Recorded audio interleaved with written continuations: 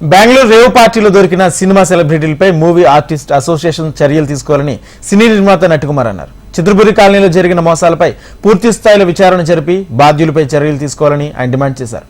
కల్కి సినిమా విడుదల రోజు నుంచి టీఎస్పీ సంప్ నుంచి బయటపడుతుందని అంటున్న నటికుమార్తో మా ప్రతినిధి లక్ష్మీనారాయణ ఫేస్ టు ఫేస్.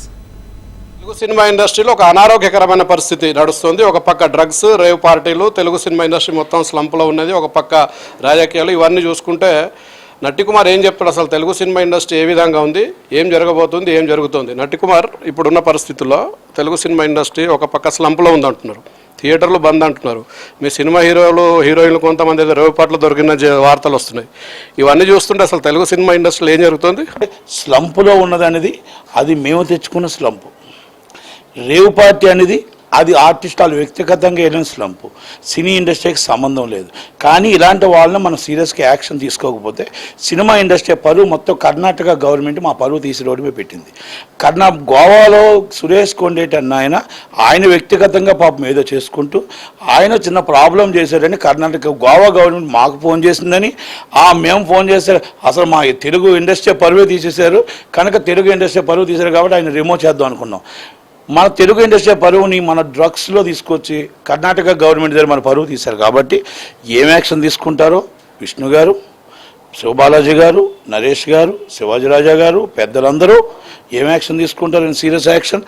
గౌరవ అధ్యక్షుడు మురళీమోహన్ గారు, ఎంతమంది ఉన్నారు అందరికీ, రాజేంద్ర ప్రసాద్ గారు, చాలామంది ఉన్నారు. అందరికీ నా విన్నపం, మీరు మన ఇండస్ట్రీని కాపాడుతారా? ఇండస్ట్రీ పరువుని కర్ణాటక చేతి నుంచి కాపాడుతారా? ఏం చేస్తారు? తప్పు చేస్తే రిమూవ్ చేయండి, తప్పు చేయకపోతే మనం గట్టిగా చౌదరి నుంచి అంబరకు పెట్టి ఆ అమ్మాయికి కానీ వాళ్ళకి కానీ మనం కాపలా కాసి మనం సీరియస్గా మమ్మల్ని మా పరువు తీసినందుకు డిఫర్మేషన్ వేద్దాం, గట్టిగా మన కర్ణాటక గవర్నమెంట్తో పోరాడదాం. మీరు ఛాంబర్లో ఉన్నారు, కీలకంగానే ఛాంబర్లో డిస్కషన్ చేస్తారా ఇవన్నిటి మీద? మొన్న డ్రగ్స్, ఇవాళ రేవ్ పార్టీ, ఇంకోటి ఇవన్నీ చేసే అవకాశం ఉందా ఛాంబర్లో? కంపల్సరీ ఉంటుంది. ఈసీ మెంబర్స్ మీటింగ్ చేస్తాం. అంటే ఇప్పుడు ఏంటంటే మాకు 24 క్రాప్స్కి బాస్ ఛాంబర్, ఆ ఛాంబర్లో ఉన్న గవర్నమెంట్ ఏదైతే ఉందో గవర్నమెంట్లో మాకు వాళ్ళ లెటర్ రావాలి. వాళ్ళ లెటర్ వచ్చి ఇలా మా మెంబర్ తప్పు చేశారు కాబట్టి మేము రిమూవ్ చేస్తున్నాం, లేదా మా మెంబర్ మీద అభియోగం వచ్చింది, అన్యాయంగా పాపం మెంబర్ని ఇలా చేశారు కాబట్టి ఇమీడియట్లీ మీరు యాక్షన్ తీసుకోవాలంటే మేము సౌదర్న్ ఛాంబర్ రాస్తాం. సౌదర్న్ ఛాంబర్ కర్ణాటక ఛాంబర్ రాస్తాం. కర్ణాటక ఛాంబర్ రాసిన తర్వాత మొత్తం అందరం కలిపి అక్కడ సీఎం గారితో వాళ్ళతో మీటింగ్ పెట్టి ఎవరైతే పోలీసులు కావాలనే తెలుగు ఇండస్ట్రీని అలాగే ముప్పారో వాళ్ళ మీద సీరియస్ తీసుకుంటాం. లేదు వీళ్ళు నిజంగా నిర్ధారణ అయిందంటే వాళ్ళ మీద సీరియస్గా మేము యాక్షన్ మెంబర్షిప్ క్యాన్సిల్ చేసే రైటు మా అసోసియేషన్ ఉంటుంది. చిత్రపురి కాలనీ స్కామ్ బయటపడుతున్నట్టున్నది, అనిల్ను అరెస్ట్ చేసినట్టుంది పోలీసులు. చిత్రపురి కాలనీలో నటికుమార్కి ఎన్ని ఇళ్ళు ఉన్నాయి? మీ సినిమా వాళ్ళు ఎంతమంది ఉన్నారు? సినిమా కాని వాళ్ళు ఎంతమంది ఉంటారు? ఏమైనా సమాచారం ఉందా నీకు?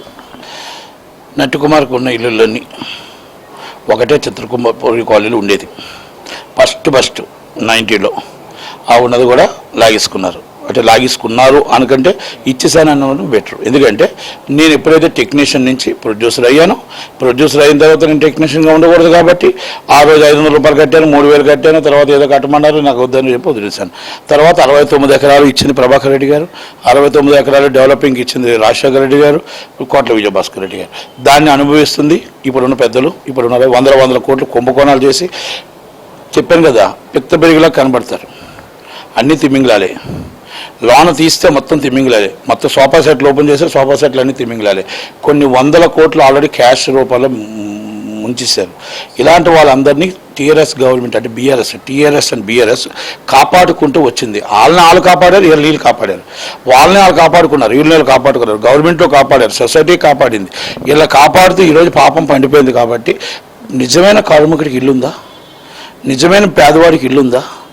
ఎమ్మెల్యేకి ఇల్లుంది, అక్కడ ఎంపీకి ఇల్లుంది, పోలీసులకు ఇల్లుంది. వాళ్ళు ఏ సినిమా ఆర్టిస్టులు నాకు తెలియదు, ఏం మ్యూజిషియన్స్. ఒక ఎంపీ ఉన్నాడు, ఆయన అంటే మ్యూజిషియన్ అంట, మెంబర్షిప్ కార్డు. ఒక ఎమ్మెల్యే ఉన్నాడు, జూనియర్ ఆర్టిస్ట్ అంట. ఇవన్నీ చెప్పుకుంటే సిగ్గుచేటు. అంటే మనం సిగ్గుతో తలదించుకోవాలి. ఇలాంటి డబ్బులు అన్నీ కాజేసి ఎవరైనా సొసైటీ యాక్ట్ని, సొసైటీ ల్యాండ్ని రిజిస్ట్రేషన్ చేసుకుంటారా? తాకట్టు పెట్టినవాడు తప్పు అయితే తాకట్టు పెట్టుకునేవాడిది తప్పే కదా. అది చంద్రబాబు శ్రీనివాసరావు గారు పెట్టుకోవడం ఎంత తప్పు, దానికి 20 కోట్లు ఇవ్వడం ఎంత తప్పు, వీళ్ళు డబ్బులు తీసుకోవడం ఎంత తప్పు? ఎంత కరెక్ట్? దానికంటే లంచాలు ఇచ్చారంట. ఏ లంచాలు ఏ గవర్నమెంట్లో ఇచ్చారు, ఎవరికి ఇచ్చారో తెలియాలి కదా. సొసైటీ ల్యాండ్ 10 మంది పేదలకు ఇవ్వండి అని ఇచ్చారు, నీకు లంచాలు ఇవ్వమని ఎవరు ఇవ్వలే. Thank you. ఇది నట్టికుమార్ చెప్తున్న పరిస్థితి. సినిమా ఇండస్ట్రీకి సంబంధించినంత వరకు కర్ణాటక ప్రభుత్వం లేదా కర్ణాటక పోలీసుల దగ్గర ఉన్నటువంటి ఆ పరువుని తెలుగు సినిమా ఇండస్ట్రీ కాపాడుతుందా, ఏం చేస్తుందా వేచి చూద్దాం. కెమెరామెన్ రామకృష్ణతో లక్ష్మీనారాయణ, హైదరాబాద్.